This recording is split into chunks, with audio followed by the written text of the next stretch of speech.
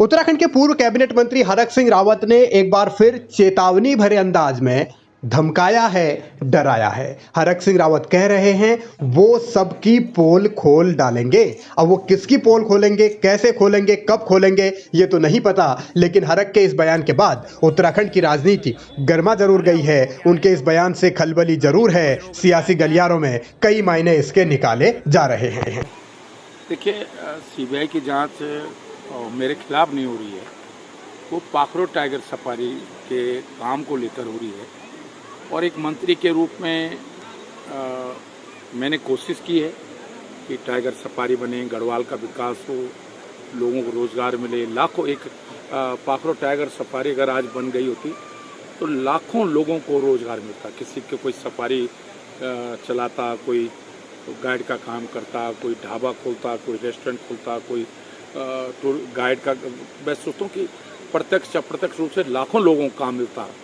इसलिए हमने वो कोशिश की थी और आज उसको लेकर अगर सीबीआई की जांच हो रही है तो वो हरक सिंह रावत के खिलाफ नहीं है।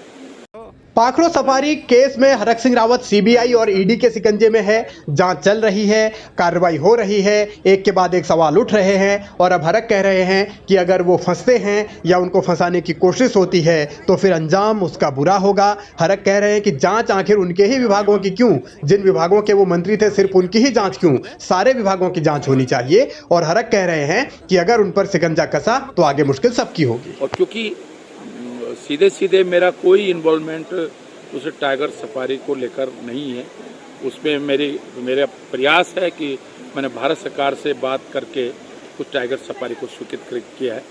और मैं तो कह रहा हूँ कोई जांच करा लें, कोई जांच करा लें और सबकी जांच करानी चाहिए। मैं सोचता हूँ कि आज जो मेरे पास विभाग थे, अब सारी जांचें उन्हीं विभागों क्यों करा रहे हैं, अब सबके करा लो।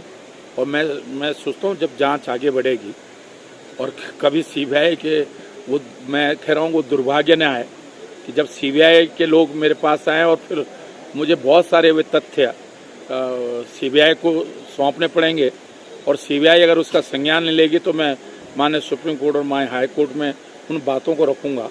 तो वो मैं सोचता हूँ बहुत सारे लोगों के लिए वो दिन काला दिन हो जाएगा। हरक सिंह रावत की ये चेतावनी किसके लिए है और वो किस किस के लिए काला दिन साबित होगा ये तो हरक ही जाने।